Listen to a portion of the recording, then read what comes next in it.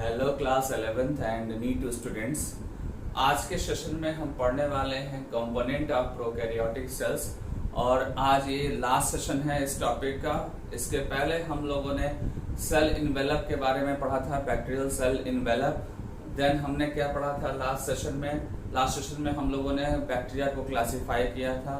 किसके बेसिस पे क्लासिफाई किया था? Gram staining method. Gram staining method के थ्रू हम लोगों ने कुछ स्टेप्स फॉलो किए थे और फॉलो करने के बाद हमको बैक्टीरिया दो कैटेगरी में क्लासिफाई करने को मिला था। वो कैटेगरी क्या थी? एक्चुअली में ग्राम पॉजिटिव थी और ग्राम नेगेटिव। ये दो कैटेगरी हैं और ये तभी आपको पता चलेगा जब ग्राम स्टेनिंग मेथड को आप फॉलो करेंगे। ठीक है। देन आफ्टर हम लोगों ने लास्ट सेशन में क्या पढ़ा था? प्लाज्मिड को पढ़ा था। प्लाज्मिड मैंने आपको बताया था कि ये क्या है? एक्स्ट्रा क्रोमोसोमल मटेरियल है। ये एक्स्ट्रा क्रोमोसोमल मटेरियल है। ये स्मॉल और बहुत सारे नंबर्स में ये साइटोप्लाज्म में प्रेजेंट होते हैं और इनका यूज जो है वो जेनेटिक इंजीनियरिंग में है। इसको जेनेटिक इंजीनियरिंग में फ्रीक्वेंटली यूज करते हैं। जब फॉरेन डीएनए को ट्रांसफर करना होता है किसी होस्ट सेल के अंदर, तब इसको फ्रीक्वेंटली यूज करते हैं। ठीक है। और इसका जो एनसीईआरटी में जो मेंशन लाइन है, मैंने बताया था कि ये जो प्लाज्मिड है ये ट्रांसफॉर्मेशन रिकॉम्बिनेशंस में ये हेल्प करता है। ठीक है। इसका डिटेल आपको वैसे क्लास 12th में मिलेगा प्लाज्मिड का। मैंने आपको सुपरफिशियली आपको बता दिया था। आप जो लास्ट सेशन में आप देखेंगे तो वहां पे थोड़ा और डिटेल मैंने किया है प्लाज्मिड को, तो वहां से एक बार वीडियो को आप रिपीट कर लीजिएगा। ठीक है। आज जो है उसके आगे मैं कंटिन्यू कर रहा हूँ। आज का जो टॉपिक है, सबसे पहले मैं स्टार्ट करूंगा पॉलीराइबोसोम्स के बारे में, फिर मैं बताऊंगा आपको इंक्लूजन बॉडीज के बारे में, देन बताऊंगा आपको फ्लैजेला के बारे में, देन बताऊंगा आपको पिलाई और लास्ट में आपको बताऊंगा फिम्बरी के बारे में। ये कुछ टॉपिक्स छोटे छोटे हैं, ये टॉपिक्स आपके अभी बचे हुए थे और आज इसको मैं कंटिन्यू करूंगा। सबसे पहले मैं बताऊं आपको पॉलीराइबोसोम्स। तो पॉलीराइबोसोम्स जो नेम है इसको पहले समझते हैं कि ये नेम पॉलीराइबोसोम क्यों है, क्योंकि इसमें राइबोसोम्स जो है वो कंटिन्यूअस मैनर में एक चेन में अरेंज है। ठीक है। अगर आप एनसीईआरटी का डायग्राम आप देखेंगे तो आपको मिलेगा कि सेल के अंदर जो साइटोप्लाज्म है, वो साइटोप्लाज्म के अंदर आपको राइबोसोम्स जो मिलेंगे वो कुछ इस तरीके से आपको मिलेंगे। ठीक है। और ये सारे आपको जो बीट्स लाइक स्ट्रक्चर दिख रहे हैं, ये एक्चुअली में क्या है? राइबोसोम्स है। और ये क्या है? आपका एमआरएनए है। ये क्या है? एमआरएनए। एक्चुअली क्या होता है कि इस एमआरएनए पे राइबोसोम्स जो है वो कंटिन्यूअस मैनर में अरेंज होते हैं और एक साथ इनको हम क्या बोल सकते हैं? Collectively we called this structure is polyribosomes. मैंने आपको बताया कि ये जो राइबोसोम्स हैं ये कंटिन्यूअस मैनर में अरेंज हैं। कहाँ पे अरेंज है? ये एमआरएनए स्ट्रैंड पे अरेंज है। और जब इस तरीके से कलेक्टिवली अरेंज होगा तो उनको एक नेम देंगे। वो नेम क्या होगा? आपका पॉलीराइबोसोम्स होगा। ठीक है। तो आपको पता चल गया कि क्यों पॉलीराइबोसोम्स बोल रहे हैं, क्योंकि यहाँ पे बहुत सारे राइबोसोम्स कंटिन्यूअस मैनर में अटैच है। ठीक है। इसके बाद नेक्स्ट जो पॉइंट है वो क्या है? नेक्स्ट पॉइंट ये है कि जब भी ये राइबोसोम्स वर्क करना स्टार्ट करेगा, राइबोसोम्स का जब फंक्शन स्टार्ट होगा उस टाइम पे ये प्लाज्मा मेम्ब्रेन के साथ एसोसिएट होते हैं। उस टाइम पे ये प्लाज्मा मेम्ब्रेन के साथ एसोसिएट होते हैं। जब आप एनसीईआरटी आप रीड करेंगे तो एनसीईआरटी में आपको मिलेगा कि polyribosome associate with the plasma membrane. ठीक है। तो ये सेंटेंस तभी आप मेंशन कर सकते हैं जब आप राइबोसोम्स के फंक्शंस को मेंशन करेंगे। जब आप राइबोसोम्स के फंक्शन को समझाएंगे आप, तो आपको ये स्टेटमेंट लिखना होगा कि जब ये राइबोसोम्स अपना फंक्शन परफॉर्म करता है उस टाइम पे ये प्लाज्मा मेम्ब्रेन से एसोसिएट होगा ये। ठीक है। तो ये आपका सेकंड पॉइंट हो गया। देन आते हैं कि जब आप इंडिविजुअल राइबोसोम्स की स्टडी करेंगे, अभी तो हम बता रहे थे आपको पॉलीराइबोसोम्स के बारे में, लेकिन अगर आप पॉलीराइबोसोम से एक सिंगल राइबोसोम आइसोलेट करके और फर्दर उसके स्टडी करेंगे तो आपको मिलेगा कि राइबोसोम्स के अंदर दो सब यूनिट्स मिलेंगे आपको। ठीक है। एक पर्टिकुलर राइबोसोम्स की स्टडी करेंगे तो उसमें आपको दो सब यूनिट मिलेगा। एक सब यूनिट जो होगा वो स्मॉल होगा और दूसरा क्या होगा? लार्ज होगा। ठीक है। और मैंने यहाँ बना रखा है, आप देखिए जो नीचे का है ये सब यूनिट ये लार्ज है और ऊपर वाले सब यूनिट जो है वो स्मॉल है। और दोनों सब यूनिट्स जो है एसोसिएट और डिसोसिएट होते रहते हैं according to need of cells. जब भी राइबोसोम्स अपना फंक्शन परफॉर्म करेगा एक्चुअली क्या है कि राइबोसोम्स का जो फंक्शन है वो है प्रोटीन सिंथेसिस। तो जब भी किसी सेल्स के अंदर प्रोटीन सिंथेसिस प्रोसेस होगा उस टाइम पे राइबोसोम्स के स्मॉल और लार्ज सब यूनिट क्या हो जाएंगे, एसोसिएट हो जाएंगे। और जब फंक्शन उसका नहीं होगा राइबोसोम्स का, उस टाइम पे क्या होगा, ये सब यूनिट से डिसोसिएट हो जाएंगे। क्या हो जाएंगे, डिसोसिएट। मेरी लाइन को ध्यान से सुनना होगा आपको। मैंने ये बोला कि राइबोसोम्स के 2 सब यूनिट्स हैं और दोनों सब यूनिट तभी एसोसिएट होते हैं जब वो अपना फंक्शन परफॉर्म करते रहते हैं, ठीक है। और एक्चुअली में राइबोसोम्स का फंक्शन क्या है, प्रोटीन सिंथेसिस। जब ये प्रोटीन सिंथेसिस करेंगे तब ये एसोसिएट होंगे, जब आप प्रोटीन सिंथेसिस नहीं करेंगे तो ये डिसोसिएट हो जाएंगे। और इनके एसोसिएशन और डिसोसिएशन के लिए रिक्वायर्ड क्या है, मैग्नीशियम आयन। मैग्नीशियम आयन के प्रेजेंस में ये एसोसिएट भी होते हैं और मैग्नीशियम आयन के प्रेजेंस में डिसोसिएट भी होते हैं। जैसा कि मैंने यहाँ डायग्राम में बना रखा है, ये एसोसिएट फॉर्म है और ये डिसोसिएट फॉर्म है, ठीक है। मैंने स्मॉल सब यूनिट्स को यहाँ पे 30s लिखा है, आपको ये लर्न करना होगा। जब भी आप बैक्टीरिया और प्रोकैरियोटिक सेल्स में राइबोसोम्स की स्टडी करेंगे तो राइबोसोम्स का जो स्मॉल सब यूनिट होगा, राइबोसोम का स्मॉल जो सब यूनिट होगा उसको आप क्या बोलेंगे, 30s बोलेंगे। और जो लार्ज सब यूनिट होगा वो होगा आपका 50s। मैंने यहाँ पे मेंशन भी कर रखा 30s और 50s। This is a small sub unit and this is a large sub unit. Both are associate when need of cell is protein. जब प्रोटीन की जरूरत होगी तब ये दोनों एसोसिएट होंगे, ठीक है। और प्रोटीन की अगर रिक्वायरमेंट नहीं है तो ये फर्दर क्या होंगे, डिसोसिएट हो जाएंगे, ठीक है। अब इसके बाद इसकी साइज की बात करते हैं। तो मैं आपको साइज मैंने मेंशन कर दिया है, यहाँ पे आपको सिंपली लर्न करना है। एनसीईआरटी की लाइन है, इसमें कुछ नया नहीं है, ठीक है। आपको ये साइज लर्न करनी है। ये साइज, इसकी लंबाई और इसकी विड्थ के बारे में मेंशन है, ठीक है, और लेंथ और विड्थ। देन आते हैं कॉम्पोजिशन। तो आपको मैं बता दूं, राइबोसोम्स हो या राइबोसोम्स का सब यूनिट हो, ठीक है, कुछ भी आप ले लो, आप सब यूनिट्स ले लो आप, या राइबोसोम्स कंप्लीट ले लो आप, दोनों का जो कंपोजिशन है वो एक्चुअली में क्या है, वो एक्चुअली में राइबोसोमस आरएनए है वहां पे, ठीक है। और साथ में क्या है, प्रोटीन है। राइबोसोमल आरएनए और प्रोटीन, ये दोनों क्या होते हैं, दोनों मिलके क्या बनाते हैं, दोनों जो है राइबोसोमल सब यूनिट्स बनाते हैं। राइबोसोमल सब यूनिट्स बनाने के बाद ये सब यूनिट आपस में एसोसिएट और डिसोसिएट होते रहते हैं, ठीक है। थोड़ा सा यहाँ और साइंस में ऐड कर दूं आपको। ये जो आरएनए है ये नेगेटिव चार्ज कंटेन करता है, नेगेटिव, ये जो आरएनए है ये नेगेटिव चार्ज कंटेन करेगा और ये जो प्रोटीन है ये पॉजिटिव चार्ज कंटेन करेगा। और दोनों एक दूसरे को न्यूट्रलाइज करके राइबोसोम्स के अंदर प्रेजेंट होते हैं। राइबोसोम्स के अंदर ये दोनों स्टेबलाइज होके ये प्रेजेंट होते हैं, क्योंकि आपको पता है कि नेगेटिव और पॉजिटिव चार्ज जो है एक दूसरे को न्यूट्रलाइज करते हैं। क्या करेंगे, न्यूट्रलाइज। और जब न्यूट्रलाइज हो जाएगा तो फाइनली क्या हो जाएगा, वो स्टेबलाइज हो जाएगा, ठीक है ना। उसकी रिएक्टिविटी खत्म हो जाती है न्यूट्रलाइज होने के बाद। अब आते हैं कि एक्चुअल में राइबोसोम्स का फंक्शन क्या है। तो अभी जस्ट मैंने बताया कि राइबोसोम एक फैक्ट्री है। किसकी फैक्ट्री है, प्रोटीन सिंथेसिस की फैक्ट्री है। ये आप जानते हैं, क्लास 9 में भी आपने पढ़ा होगा, ठीक है। और आपको बता दूं कि जब भी आप राइबोसोम्स को पढ़ेंगे आप, तो राइबोसोम्स में आपको जब उसकी प्लेस की बात होगी वो भी प्रोकैरियोटिक सेल्स में, तो आप क्या मेंशन करेंगे कि प्रोकैरियोटिक सेल्स में राइबोसोम्स एक्चुअली कहाँ पे प्रेजेंट है, साइटोप्लाज्म में प्रेजेंट है। और जब भी कोई भी राइबोसोम साइटोप्लाज्म में प्रेजेंट होगा उसको एक पर्टिकुलर नेम देंगे आप। नेम क्या होगा आपका, साइटोराइबोसोम्स। क्या होगा नेम इसका, साइटोराइबोसोम्स या साइटोप्लाज्मिक राइबोसोम्स। मैं इस लाइन को फिर से रिपीट कर रहा हूँ, ठीक है। मैंने आपको ये बताया कि जो प्रोकैरियोटिक सेल है वो प्रोकैरियोटिक सेल्स के अंदर राइबोसोम्स प्रेजेंट है, तो वो एक्चुअली में कहाँ पे प्रेजेंट है, वो साइटोप्लाज्म में प्रेजेंट है। और जब भी साइटोप्लाज्म में राइबोसोम्स प्रेजेंट होगा तो उसको एक पर्टिकुलर नेम देंगे। वो नेम क्या होगा, साइटोराइबोसोम्स होगा और साइटोप्लाज्मिक राइबोसोम्स, ठीक है। तो ये सारे पॉइंट्स आपके किसके थे, राइबोसोम्स के थे, ठीक है।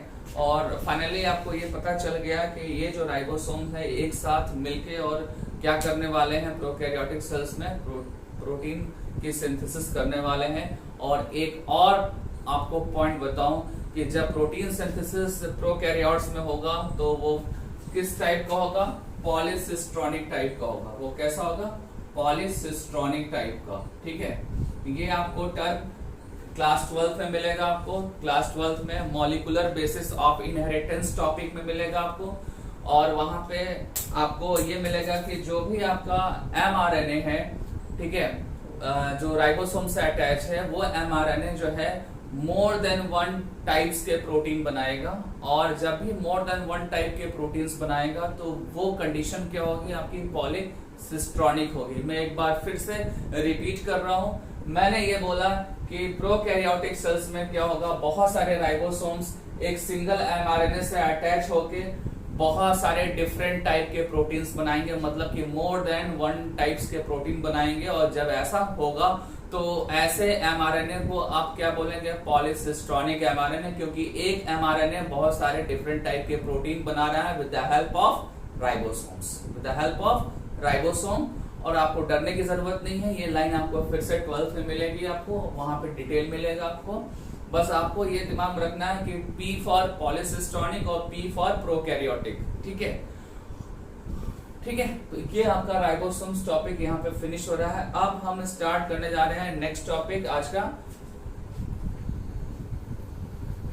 पॉलीराइबोसोम्स टॉपिक के बाद नेक्स्ट जो कंपोनेंट है साइटोप्लाज्म का, वो है इंक्लूजन बॉडीज। इंक्लूजन बॉडीज भी आपका कहाँ पे है, साइटोप्लाज्म में प्रेजेंट है। और ये जो इंक्लूजन बॉडीज है ये आपने जूनियर क्लासेस में नहीं पढ़ा होगा ज्यादा सीरियसली, मे भी जूनियर क्लासेस में साइड बुक में ये वर्ड यूज किया गया है, बट हम 9th-10th के स्टूडेंट्स को देखा हमने कि वो इस वर्ड को नहीं ध्यान देते हैं, बट आपको यहाँ पे ध्यान देना है। और ये इंक्लूजन जो बॉडीज है एक्चुअली क्या है, एक इनएक्टिव जो है ये पार्ट है सेल का, ठीक है, इनएक्टिव पार्ट है। और साथ ही साथ इसमें मेम्ब्रेन्स नहीं होती हैं, they are not bounded by the any membrane system, और ये फ्रीली साइटोप्लाज्म में प्रेजेंट होते हैं, ठीक है। इसमें जो मेन लाइन है वो यही है कि ये मेटाबॉलिकली इनएक्टिव होते हैं, ठीक है। इसका जो मेन जो फंक्शन है डिफरेंट टाइप के मटेरियल्स को स्टोर करना, ये डिफरेंट टाइप के मटेरियल को स्टोर करते हैं। और जिस टाइप के मटेरियल को स्टोर करते हैं उसके अकॉर्डिंग इसके नेम है, उसके अकॉर्डिंग नेम है। तो ये आपके सामने मैंने कुछ नेम लिखा है इंक्लूजन बॉडीज का, लाइक आपका phosphate granules, this is also inclusion bodies, cyanophycin granules is a inclusion bodies, glycogen granules is a inclusion bodies। तो ये सारे क्या है, ये inclusion bodies हैं। और इसके साथ साथ जो नेक्स्ट आपको दिख रहा है लास्ट में वो क्या है, गैस ग्रेन्यूल्स हैं। वो क्या है, गैस ग्रेन्यूल्स हैं। और गैस ग्रेन्यूल्स के लिए एक इन्फॉर्मेशन है कि ये जो गैस ग्रेन्यूल्स होते हैं ये blue green and purple green photosynthetic bacteria में ये प्रेजेंट होते हैं, ठीक है। ये एनसीईआरटी से मैंने कॉपी किया, ये आपको ध्यान देना होगा कि ये गैस वैक्यूल्स प्रेजेंट किस में है, किस पर्टिकुलर में है, उसको आपको लर्न करना होगा। और साथ ही साथ आपको ये भी बता दूं कि ये जो गैस वैक्यूल्स है इसका डिफरेंट फंक्शन होता है। जो मेन फंक्शन है वो ये है कि जो बैक्टीरिया आपके एक्वेटिक एनवायरनमेंट्स में मिलेंगे वो बैक्टीरिया को ये फ्लोटिंग कराने में हेल्प करेगा। आपका गैस वैक्यूल्स गैस बनाने में हेल्प कर सकता है, क्योंकि गैस का जो डेंसिटी या जो वेट होता है वो तो लाइट वेट का होता है, सो दैट जब भी जिस भी बैक्टीरिया में होगा उसको फ्लोट कराने के लिए वो हेल्प करेगा। इसके अलावा बहुत सारे रेडिएशन से भी बचाता है, ये बहुत सारे रेडिएशन से भी गैस वैक्यूल्स हार्मफुल रेडिएशन से बचाएगा, ठीक है। तो ये मैंने आपको बताया क्या, इंक्लूजन बॉडीज के बारे में बताया, आप इसको नोट करेंगे, नोट्स बनाएंगे इससे। एक एक्स्ट्रा मैं पॉइंट बता रहा हूँ जो अदर देन इंक्लूजन बॉडीज का है, बट वो भी कहाँ पे प्रेजेंट है, वो भी साइटोप्लाज्म में प्रेजेंट है। वो एक्चुअली में क्या है, वो क्रोमेटोफोर्स है। और क्रोमेटोफोर्स एक्चुअली में है कहाँ पे, साइनोबैक्टीरिया है। जैसा कि एनसीईआरटी में मेंशन है, एनसीईआरटी में आपको पैराग्राफ के लास्ट में मिलेगा आपको कि ये एक पर्टिकुलर मेम्ब्रेनस एक्सटेंशन है। Chromatophore is a membranous extension which contain pigments and this pigments help in photosynthesis. और this chromatophores actually found in cyanobacteria, ठीक है। तो ये लाइंस आपको लर्न करने हैं, मैंने फिर से रिपीट कर रहा हूँ। क्रोमेटोफोर क्या है, एक मेम्ब्रेनस एक्सटेंशन है, जैसा कि मीजोसोम्स था आपका, वो क्या था, मेम्ब्रेनस एक्सटेंशन था आपका, ठीक है। और उसके अंदर एक्चुअली क्या प्रेजेंट है, पिगमेंट्स प्रेजेंट है। वो पिगमेंट्स क्या करेगा, फोटोसिंथेसिस में हेल्प करेगा, ठीक है। ये लाइन आपको लर्न करना होगा, ये एनसीईआरटी की लाइन है।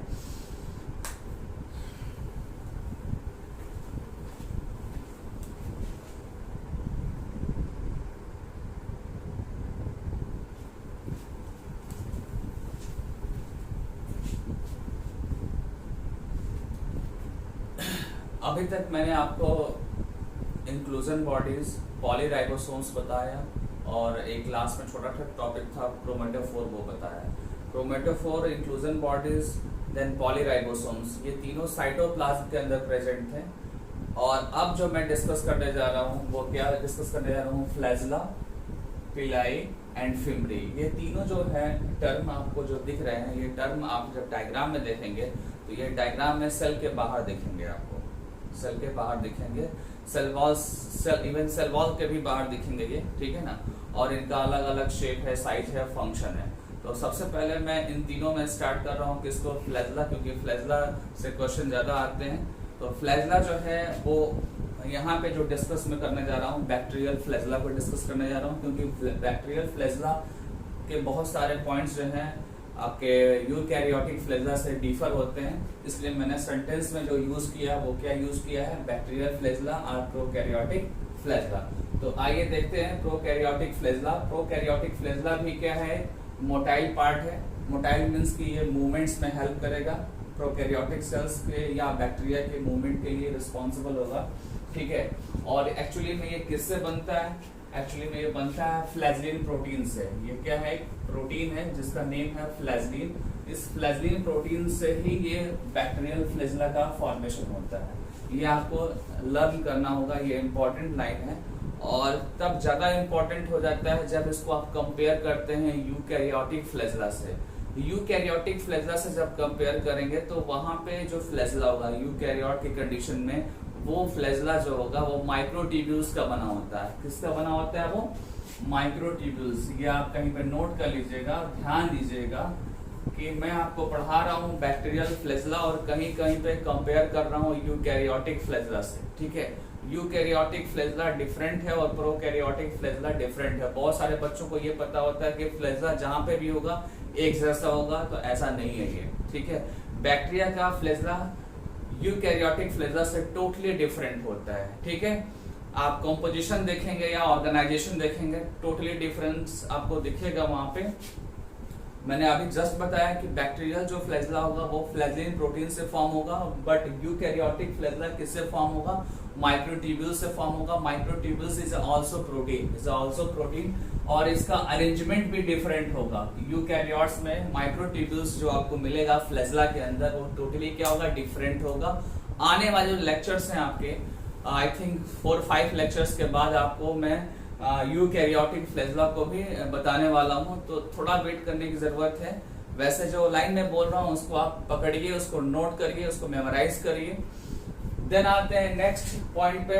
नेक्स्ट पॉइंट क्या है कि फ्लैजेला जो है एक थिन फिलामेंटस एक्सटेंशन है। आप देख रहे हैं एनसीईआरटी में बार बार एक्सटेंशन वर्ड आ रहा है, ठीक है।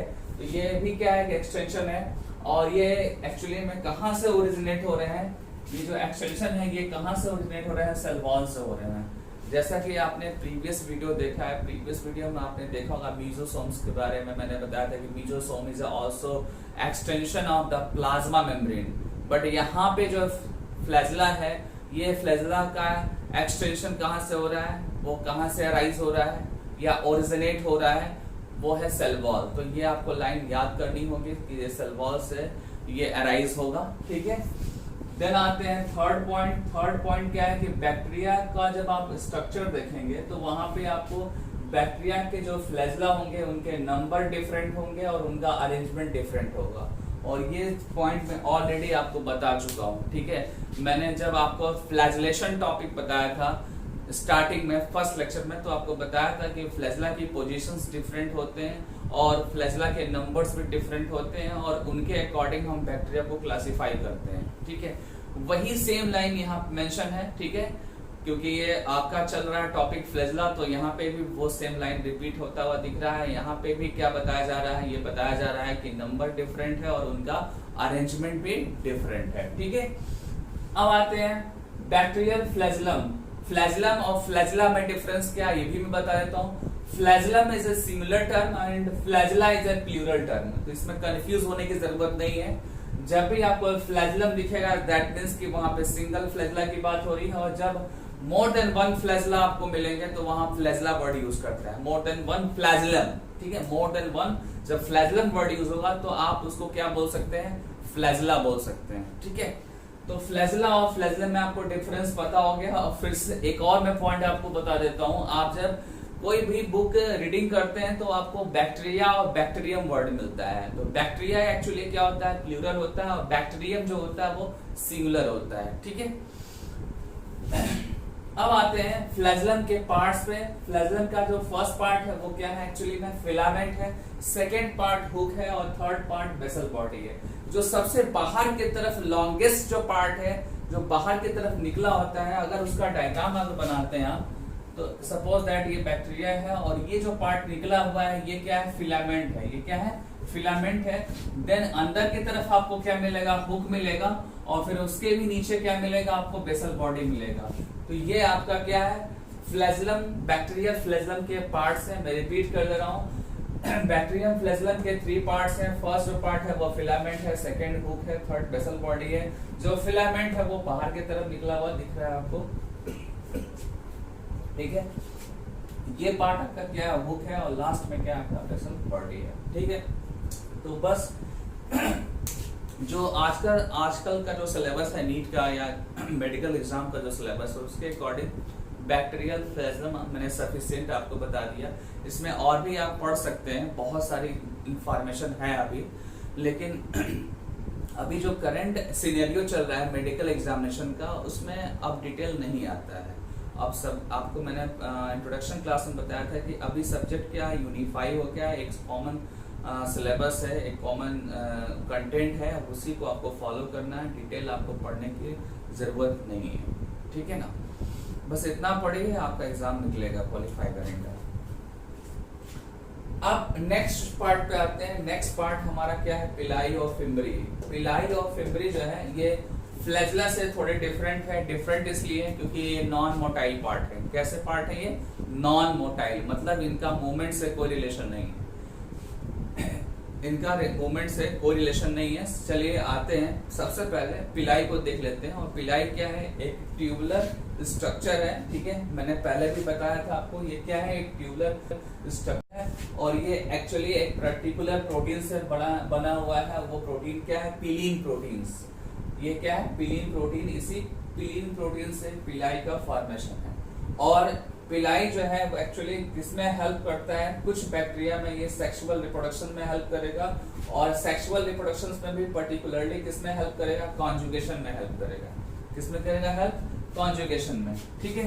तो ये पिलाई के बारे में हो गया। देन फिम्बरी की बात करें तो फिम्बरी क्या है, स्मॉल ब्रिस्टल लाइक फाइबर्स हैं जो स्प्राउट आउट हो रहे हैं, कहाँ से, सेल से, मतलब कि सेल से ये जर्मिनेट कर रहे हैं एक तरीके से, ठीक है। आप उसको स्प्राउटिंग को जर्मिनेशन भी आप समझाने के लिए बता सकते हैं, ठीक है।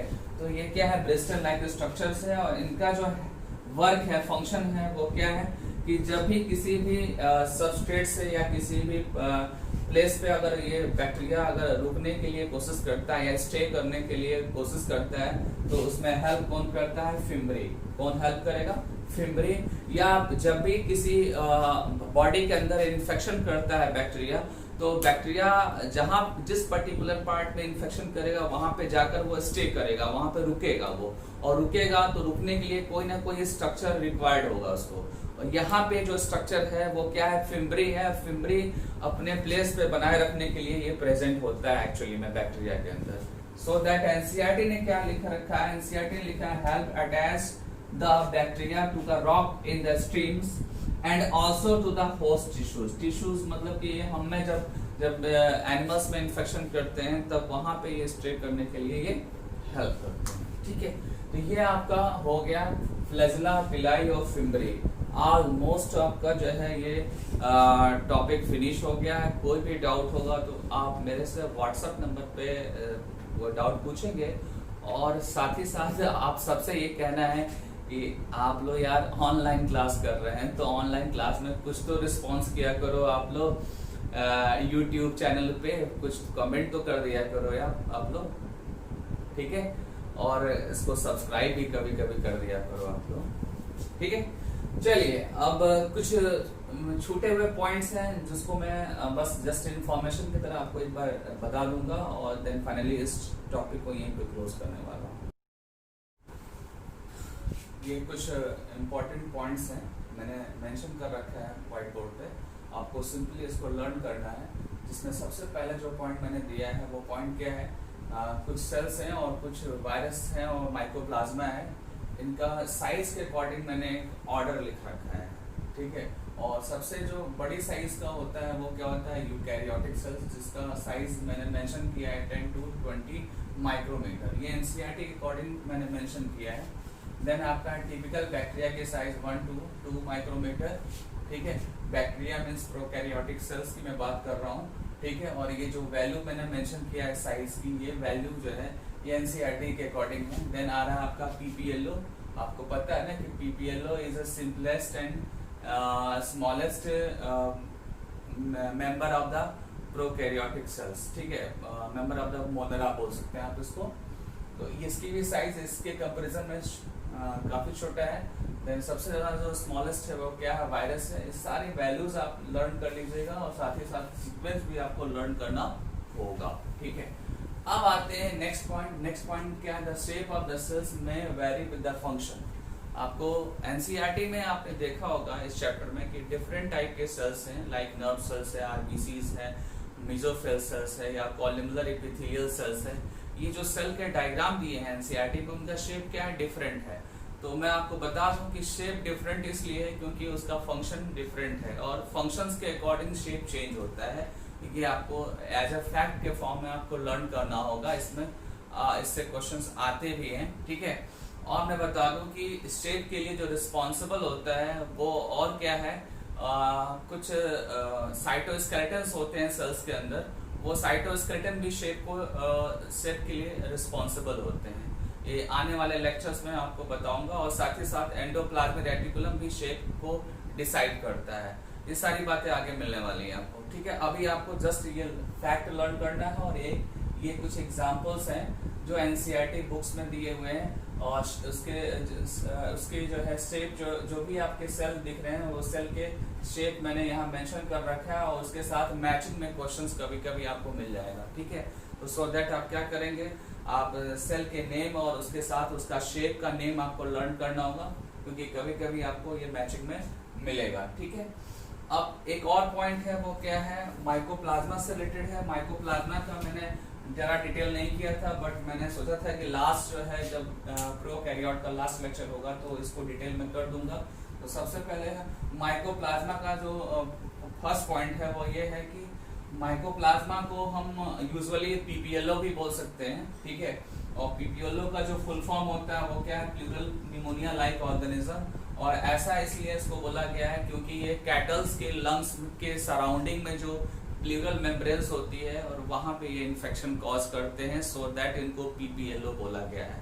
मैं रिपीट कर रहा हूँ, कैटल्स आप जानते ही हैं, कैटल्स का लंग होता है और लंग्स के सराउंडिंग उसकी प्रोटेक्टिंग लेयर्स होती हैं। प्रोटेक्टिंग लेयर्स को प्लूरल मेम्ब्रेन्स बोलते हैं। प्लूरल मेम्ब्रेन्स में ये माइकोप्लाज्मा दैट मीन्स पीपीएलओ जो है इन्फेक्शन कॉज करता है, सो दैट इसका नेम जो होगा वो क्या होगा, pleuro pneumonia like organism. Pleuro pneumonia, pleuro जो है वो लंग्स के सराउंडिंग मेम्ब्रेन को बोलते हैं और वहां से ये टर्म यूज किया गया है। और पी फॉर सेकेंड जो पी दिख रहा है वो क्या है, वो एक्चुअली में निमोनिया डिजीज से लिया गया है और देन ये लाइक ऑर्गेनिज्म है आपका। नेक्स्ट पॉइंट ये है कि ये जो भी आपका है पीपीएलओ या माइकोप्लाज्मा, इनका शेप चेंज होता है, बार बार शेप चेंज होता है, सो दैट इसको आप प्लियोमार्फिक भी बोल सकते हैं। क्या बोल सकते हैं इसको, प्लियोमार्फिक भी बोल सकते हैं। इनका जो न्यूट्रिशन होता है वो हेटेरोट्रॉपिक होता है। कैसा होगा इनका न्यूट्रिशन, हेटेरोट्रॉपिक होगा। इसमें न्यूक्लियस लैक करेगा क्योंकि माइकोप्लाज्मा एक्चुअली में प्रोकैरियोटिक का मेंबर है, मोनरा का मेंबर है। तो आपको बता दूं कि जो भी प्रोकैरियोटिक सेल्स होते हैं उसमें न्यूक्लियस एब्सेंट होता है, उसकी जगह पे क्या होता है, न्यूक्लियाइड होते हैं। आपको मैंने बताया, अच्छे से बताया है कि न्यूक्लियस के जगह पे प्रोकैरियोटिक सेल्स में या प्रोकैरियोटिक के जो अदर एग्जांपल्स हैं उनमें आपको क्या मिलेगा, न्यूक्लियाइड मिलेगा जो न्यूक्लियस के जैसा इक्वल वर्क फंक्शन परफॉर्म करता है, ठीक है। और साथ ही साथ आपको बता दूं कि इसके अंदर भी क्या मिलेगा, आपको सिंगल डीएनए मिलेगा जैसा कि बैक्टीरिया और अदर प्रोकैरियोटिक सेल्स में मिलता है। तो आज फाइनली स्टूडेंट्स ये टॉपिक हम फिनिश कर रहे हैं। आपको जो भी डाउट होगा वो डाउट आप व्हाट्सएप पे पूछेंगे। आपको व्हाट्सएप नंबर आपको पता है मेरा, और देन जो है आप YouTube चैनल्स पे भी कुछ कमेंट कर सकते हैं अगर आपको कुछ सजेशन देना है या कोई भी आपको प्रॉब्लम हो रही है बोर्ड में, जैसे कि क्लियर दिख रहा है नहीं दिख रहा है, ये सारी कुछ भी आपको पॉइंट ऐसा लगता है तो आप सजेशन दे सकते हैं। Okay, thank you.